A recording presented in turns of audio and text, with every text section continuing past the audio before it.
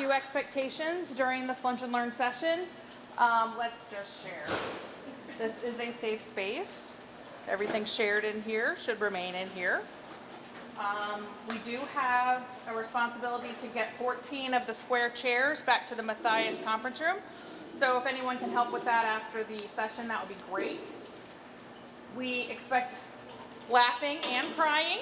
We have tissues available for anyone who needs them. Your trash from lunch. Please help us out and put it in the bags and the boxes that are under the tables out back behind our conference rooms here. And if you could, stay for our group photo at the end as a keepsake for Vicky and all of us. All right. The show is yours, Vicky. All right. So everybody, you can get birthday cake. We have lots of birthday cake. But before birthday cake, I want to hear you guys sing. It's my birthday. Happy birthday to you. Happy birthday to you. Happy birthday, dear Vicky. Happy birthday to you. All right. Give yourselves a hand.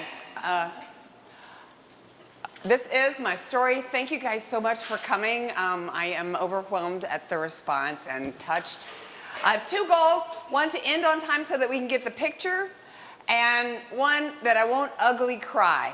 When I was rehearsing, there was a point where I was crying the kind of crying where snot comes out of your nose. And as long as I don't do that, I'll be okay. And there's Kleenex. And if I do cry, it's not because I'm sad, it's because I'm really happy. Because my story is a really happy story. So, I was born Roanoke, Virginia, 60 years ago today. My birthday. I don't remember any of that. When I was 6 months old, my dad graduated from college, and we moved as a family to Charleston, West Virginia. He worked for Union Carbide, and that's where the corporate headquarters is. So I spent all of my formative years up until first grade. I completed the first grade in Charleston, West Virginia. And that's what I looked like. Look at those teeth. I'm the one on the right. My sister's the one on the left. And we're in some wash tub or something. Not sure. And then after Charleston, West Virginia, we moved. My dad got transferred to a plant outside of New Orleans, Louisiana, so we moved to one of the suburbs. It's called Gretna. All right. And that's us in Gretna. Again, my sister on the left, and I'm on the right. And you can see I spelled my name V-I-C-K-Y back then, so that's us. And then over the summer, my dad took a class in Arizona. So we lived in Phoenix for the summer. It was hot as all get out. But it was so much fun. We went to the Grand Canyon, the Painted Desert. They had a really, really scary wax museum with people getting scalped and all this other, and so there was things in my closet that wanted to get me, but it was super fun. And then my dad got transferred to Houston, Texas. And so I spent the next 4 years there, 4th, 5th, 6th, 7th grade. And that's what we looked like. By this time, my brother had been born. And you can see we're surrounded by bluebonnets.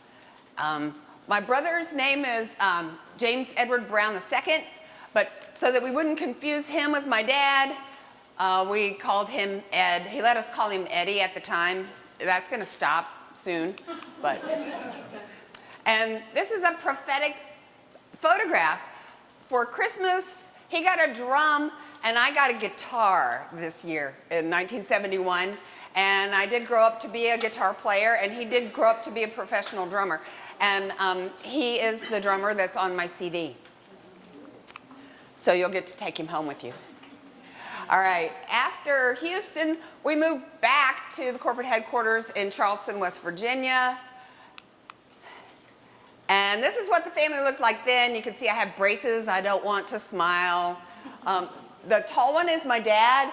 Like every photo of my dad is one of those where you set the camera and the timer does it, and then you go and get in the picture. And he doesn't know how tall he is. Like we don't have any photos of the top of his head.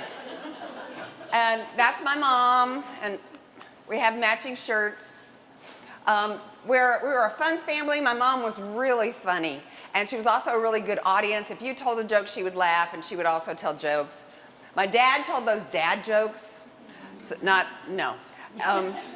And then that's a picture of me in my marching band uniform, and I love this picture because look how much my brother loves me. I just love that. And then one year we got an exchange student from Guatemala, and so that's Annabella, and then my sister, and then me. Look, I've got my braces off. Look at those teeth. Those are like amazing, and they're so white, and I wish I had them back, but. And then my mom and my brother, and my dad again, no top of his head. And again with the smile. I just love this photo. I was super happy in West Virginia. It was the school system and I fit really well because they were really into the arts. And so I got to be in marching band, and I got to be in concert band, and I got to be in the chorus, I got to be in the play, and I got to take art, which is pretty unusual. So after West Virginia, my dad got transferred to New Jersey, and we moved to New Jersey. And you can see I'm not quite as happy there. I did graduate from high school, but in New Jersey, they were more into sports than arts. And so even like the academics, they made it into a sport. So I was on the math league, and I was on the chem league, and I was in the Methodist Youth Fellowship. I was president of that for a year. And I got to be in the marching band. I had to choose an art, and I chose marching band. Because that's where the boys were, right? After I graduated from high school, I went to Virginia Tech. And here's a picture of my family about that time when I was in college. You can see we've added a guy. That's my first husband, Richard. Richard Sherman is my first husband. And then my grandparents, Daisy and Papa Tom, they live in Stanton, Virginia. And then my cousin, Renee. So that's a big picture. We did manage to get the top of Dad's head there. Which leads me to my first story that I want to tell you. Something really significant happened while I was in college, and my family was living in New Jersey. And one of the things was my dad passed away at 43, y'all, on Father's Day. It was devastating. I didn't really lose my faith that there was a God, but I no longer thought that he was kind or had my best interest at heart. Definitely stepped away from any kind of organized religion for a long time basically because of that. It's like, if this is what you're like, I don't want anything to do with you. The other significant thing that happened was my sister came out as gay to me. And I got to be the first one in the family. And a few years later, I wrote a blog post about that because at the time, you can see the date, that was 2011. Marriage equality was very much in the national discussion. And I wanted to be involved in that. And so I wrote this, and hopefully I can get through this. This is called A Tale of Two Little Girls. This is a first-person story I have needed to tell for some time. It's the tale of two little girls, me and my younger sister. We were two little girls who grew up in the South in the 60s and 70s. Two little girls raised by the same family, playing with the same toys, sharing the same friends, attending the same schools, worshiping at the same churches, and growing into two remarkably different women. This story is written to share my personal experience and is for you, regardless of whether you think that sexual orientation is influenced by nature or nurture. I can't remember the first time I was aware I am a heterosexual. I remember being crazy about boys from the beginning. Boys were such a mystery and so fascinating to me. When I was around a boy I liked, and I think I liked them all, my heart would race, my sense of reason would fly out the window. I remember putting a scratchy crinoline petticoat on my head and pretending that I was a bride because that was something I wanted to be. My first crush was on a boy named Chris. Chris was from England, just like Davy Jones from the Monkees. And when I was around him, I could not think straight. When I was not around him, I thought about him constantly. Chris had a younger brother, my sister's age, and their play together was so different, not awkward the way that I felt. When I look back then, my interactions with boys were different from my sister's because the way we felt about boys was different from the beginning. My sister amazed me by the way she could be so cool-headed and rational about boys when I was absolutely inept. So now I'm going to talk about the toys we played with. Christmas of 1967, oh, that's us. My mom decided my favorite color would be pink. I hate pink, but so she always put me in pink. Yay. I was like, okay, this was our favorite toy when we were growing up. Christmas of 1967, we were living in Gretna, Louisiana, a suburb of New Orleans. Santa Claus brought the most amazing doll action figure play sets of Jane and Josie West. I got the Jane doll, that's the tall one, because I was older. The dolls came with everything a cowgirl would need for riding or making a home on the range. We both dug in and we loved them. When you removed the gear and all the plastic leather clothing, the dolls were dressed in denim and boots and not naked and busty like that darn Barbie. They could be whatever they wanted to be. Outdoorsy or homey, glamorous or athletic, or both.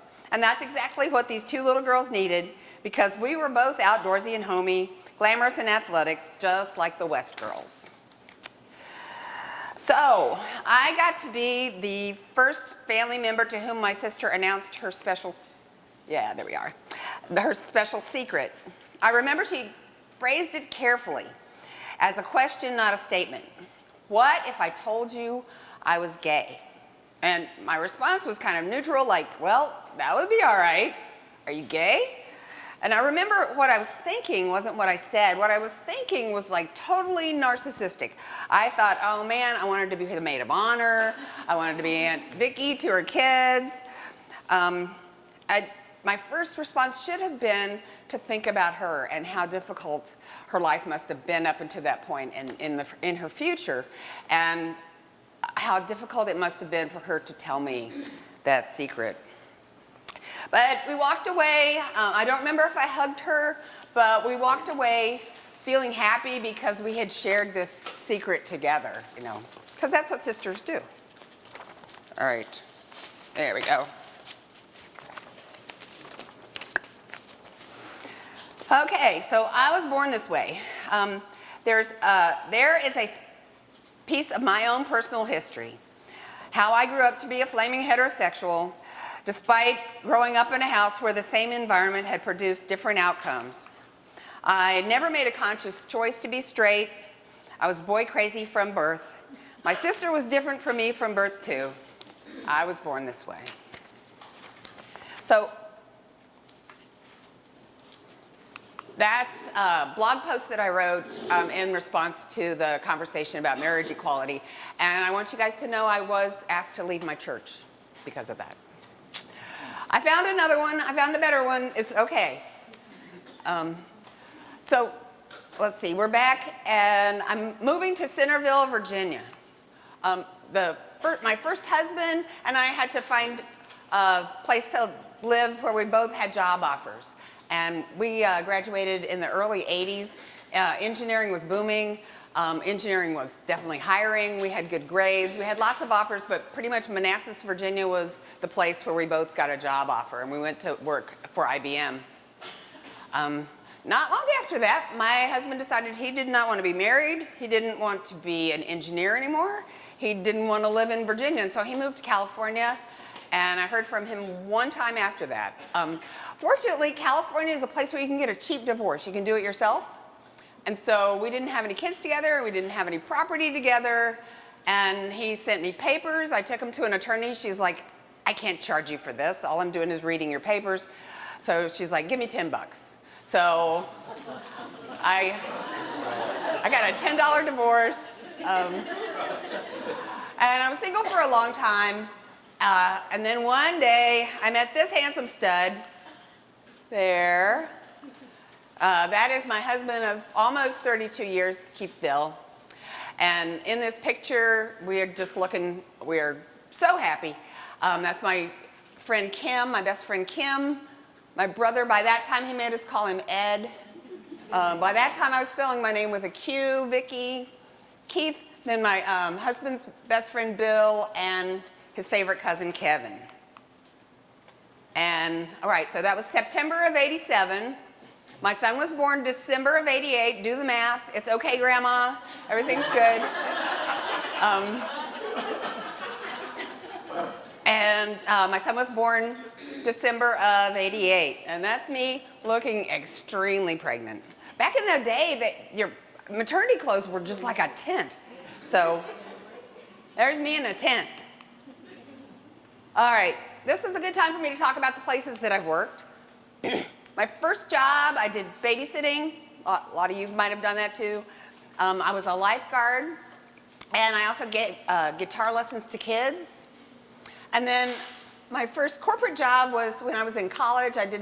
I was in the co-op program, so it took me a little longer to graduate because at that time, Virginia Tech was on 3 quarters instead of 2 semesters, and so every other quarter I would be at school and every other quarter I'd be at work. Back in that day, it was affordable to go to college, and I was able to finance my entire college with working for Union Carbide and that of my husband. Then I went to work for IBM in Manassas, Virginia. Like I said, that was during the Cold War, but then the Cold War ended, and IBM sold the Federal Systems Division, and I got laid off. Bummer.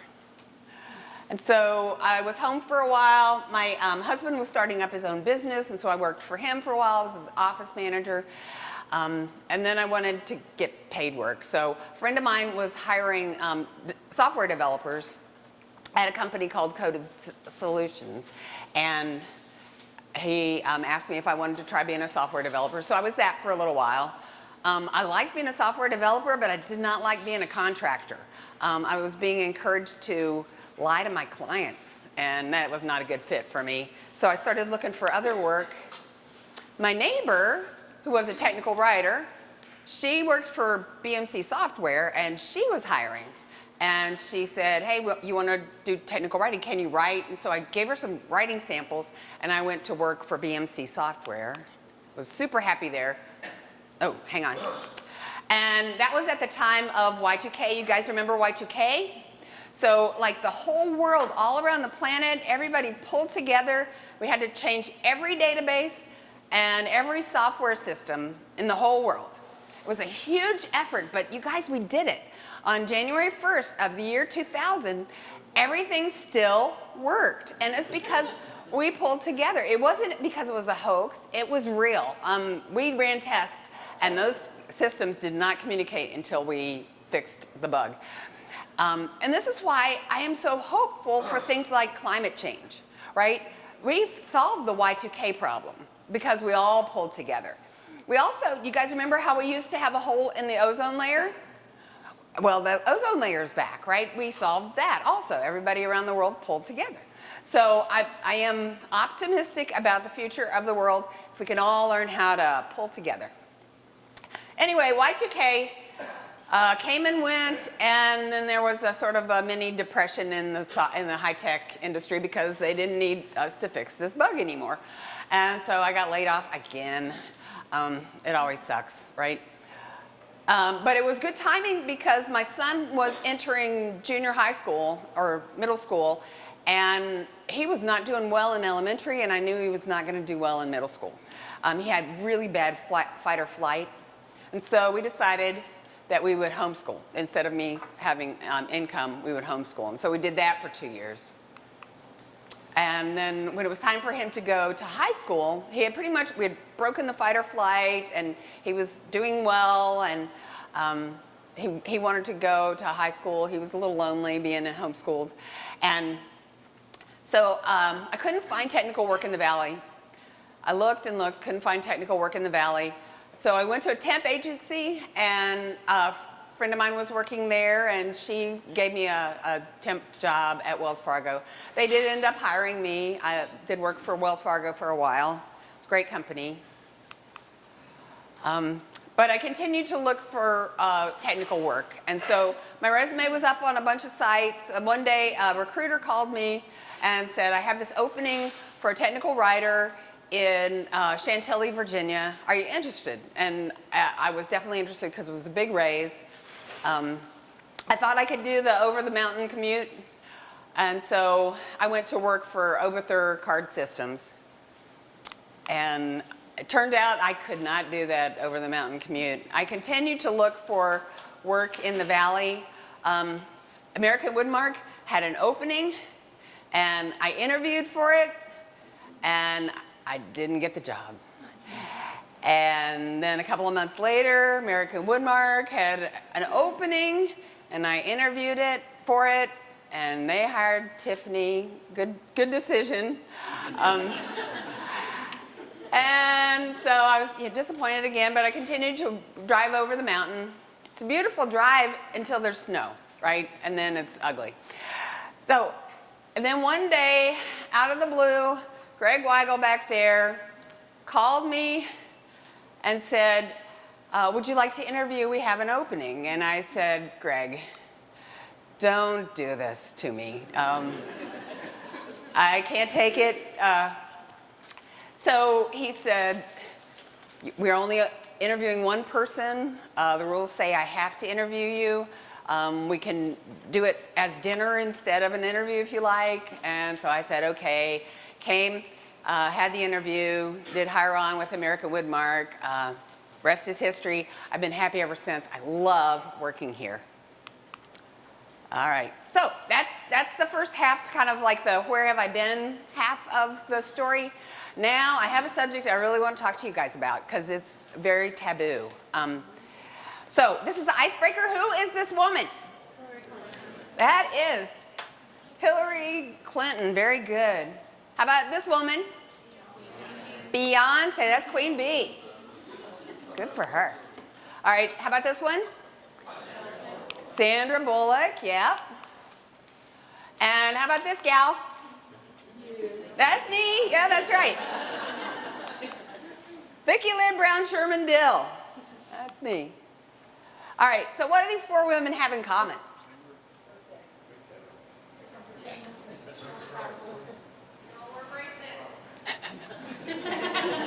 No. These are all women that have experienced infidelity, and that's what I want to talk to you guys about. It's a taboo subject, and I want to talk about it because it shouldn't be taboo. How about these three women? What do they have in common? They stayed with their man. Yes, they saved their marriage. They, but more than just staying, I think that they worked hard and they built they built something stronger out of their marriages. And so, next question: what does Viqui and Beyonce have in common? They both released albums. We both have albums, and so I brought albums for you. You guys want to help pass out the albums? It's my birthday, and you get a present. So, yeah, Beyonce and I were able to turn that anger and that pain into art, and I think I love the album. I love how it turned out. My husband, of course, plays on it, so he got to be a part of the healing process, and I have lots of friends. My brother is the drummer on the album.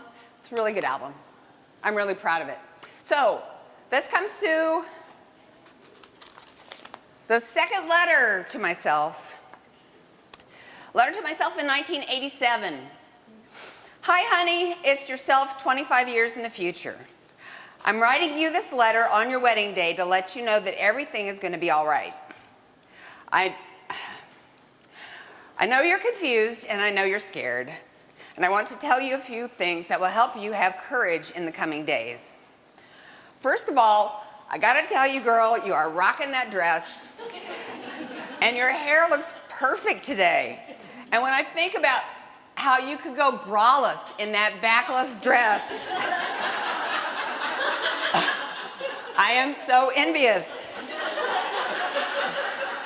Enjoy that while you can, because it will not last. Now, about the next few years, they will be challenging. Your new husband will wound you deeply, and it will be about relationships. I don't want to say too much about the ways he will disappoint you in the early years, but I will say that you will work it out. You have the stuff, girlfriend. You will not be alone, and you will not be abandoned. Don't be afraid to get help wherever God provides it, because he will provide it, and in surprising places. On this road, your friends will forsake you, but you will find new sources of support. Your greatest strengths will prove to be liabilities, and you will have to learn to lay them aside, finding new ways of living and loving. But don't be discouraged.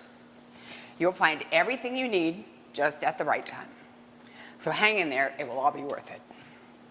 Now, before you start thinking that you're going to be some kind of passive victim, let me say this. Inasmuch as you will be disappointed, you will also be a disappointment as a wife, and it will be about money. Sorry, honey, but your fear will get the best of you, and you will commit your share of transgressions. When it happens, don't be too surprised. Accept the anger and the eventual forgiveness that will be given with grace. Forgiveness is the best. And hang in there for this too, because it will all be worth it. As I write this letter, you will be happy to know that 25 years from now, my biggest problems are trying to find money for putting my kid through college and trying to deal with the sadness of having an empty nest. See, that's not a bad problem set to have. There's a happy ending in your future. So smile, pretty girl. Enjoy this day surrounded by the love of your friends and your family. There'll be time enough to deal with tomorrow's problems tomorrow. And when troubles come, you can say, bring it on. You're up to it. Love you, Viqui.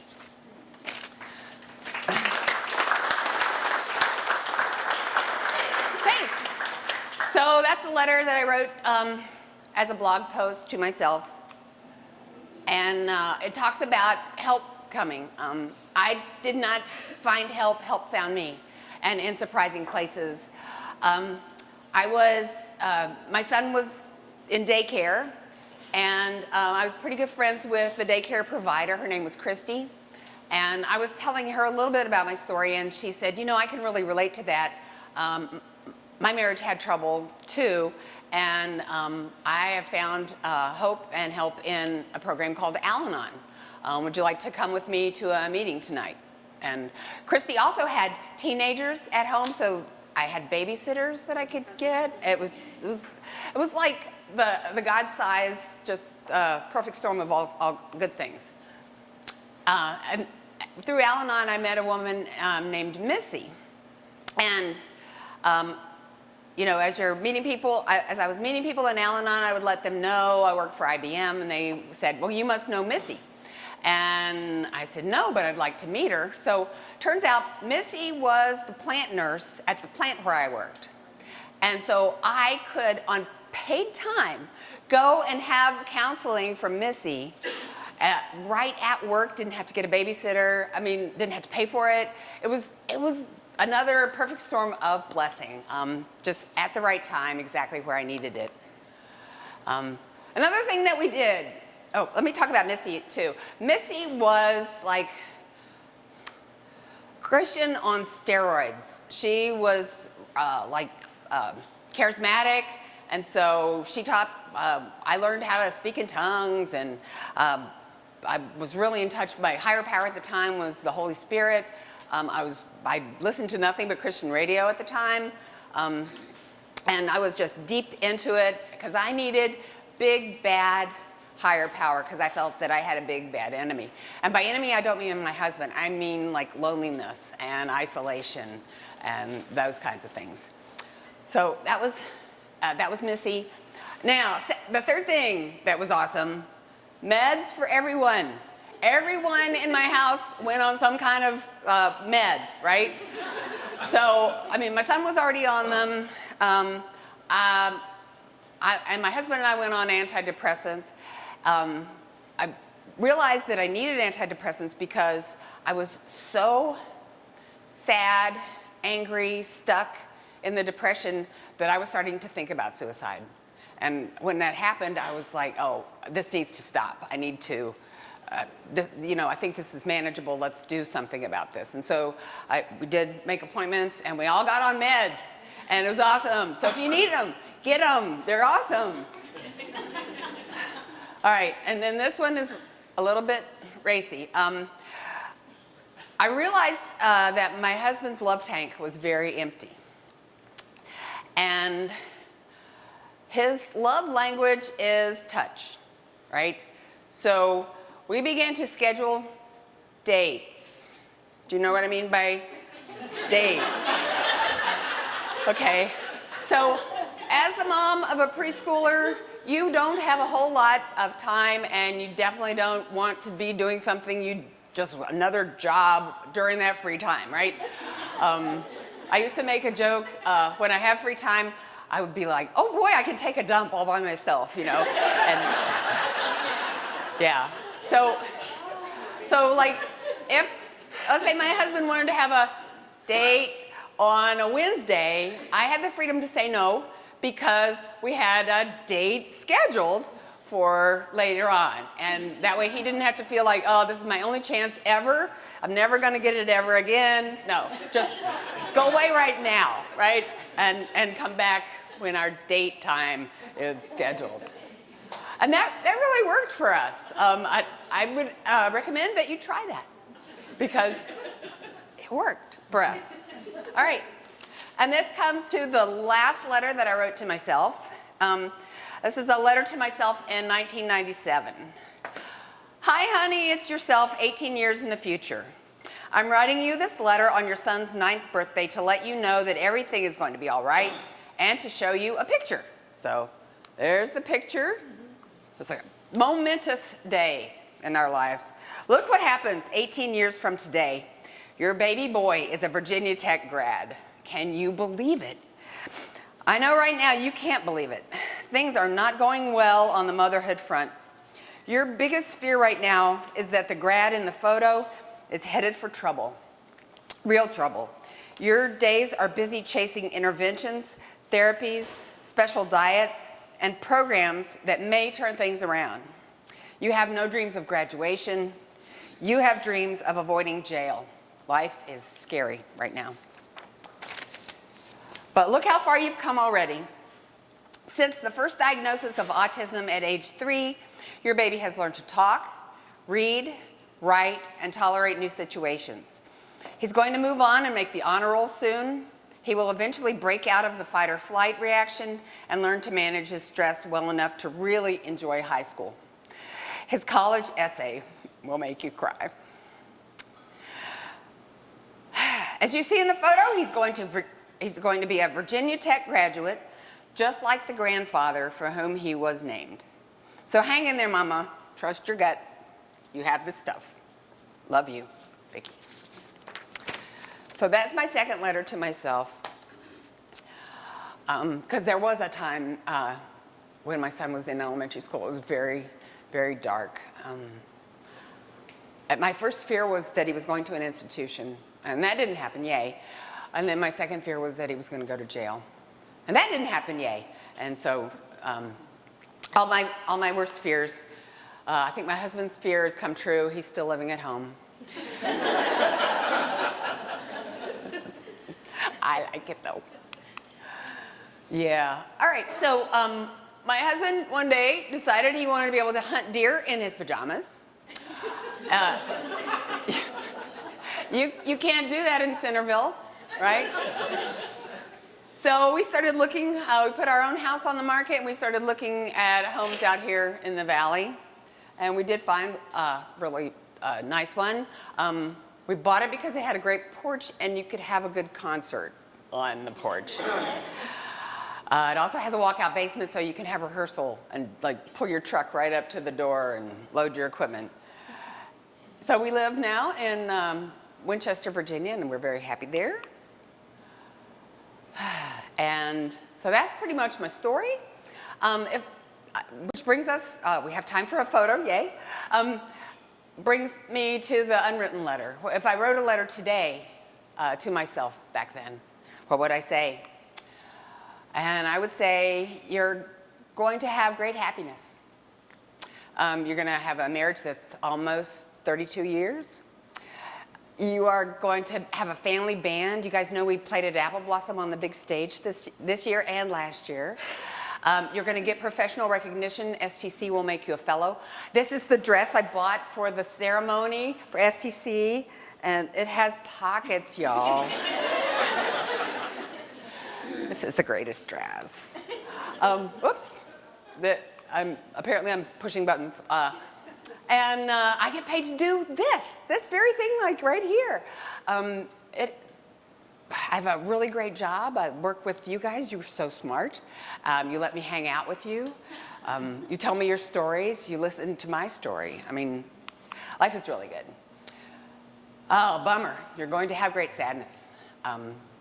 Like I'm referring to my dad passing away at 43. My mom passed away at 62. I lost my parents young.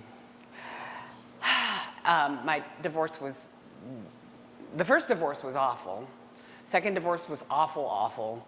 It was a lot of work to build it back up. Some of your sadnesses will make you stronger, but some of them won't. Some of them will just hurt. There's no way to be grateful for my dad passing away early. There's just no way for that. Scheduled dates, you guys. Very important.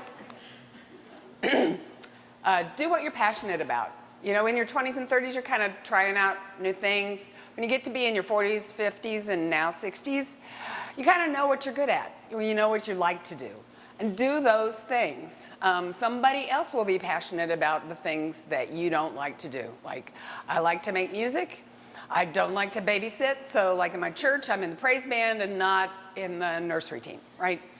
Somebody else is passionate about babies, and they'll hold babies, or else babies just won't get held. They'll be in the sanctuary with the rest of us. And it'll be okay, right? Some things sometimes just don't get done.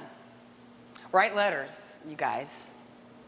Write letters to yourself. That way you can kind of celebrate the milestones of your own achievements and like where you are and where you feel you've come. Share your story. This is Christopher March. In his story, he said he really wanted all of us. Even if you don't feel like standing up and telling your story, make sure you pull together your story. It is so affirming and healing to pull together your story. And be grateful. And I am grateful for you guys. Thank you so much for listening to me.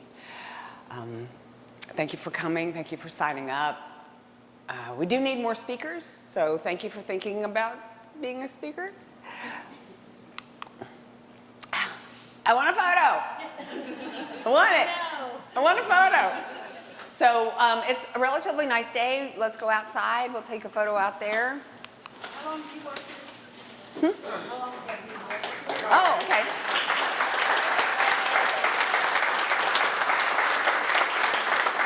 So the question was, how long have you worked here? I started in 1977. No. Oh, sorry. I started in 2007. So it's 12. Yeah. It'll be 12 in October. Any other questions? Why did you put a Q on it? Oh, good. Oh, that's a good story. Okay, so I always hated V-I-C-K-Y, right? But then in the 8th grade, I was taking a Spanish class. And you know how if your name is Paul, you get to be Pablo? Well, my name is Vicky, and I got to be Vicky, spelled this way. And I loved it. And this would have been in, you know, the 1970s. Things were way different then. You could call yourself whatever you wanted. You didn't have to display any papers. And so I just started using that. And eventually I got my driver's license and all my bills, my bank accounts, everything in that name. The last time we refinanced our mortgage, they made me change my name. But up until then, I didn't have to do anything. So, good question. Thank you for the music. Oh, you're welcome. I hope you enjoy it. And there's a place where if you don't have a CD player, I realize those things are getting to be like 8-track players now. There is a site you can download it for free. So I'll send you a link to that. Let's go get that picture.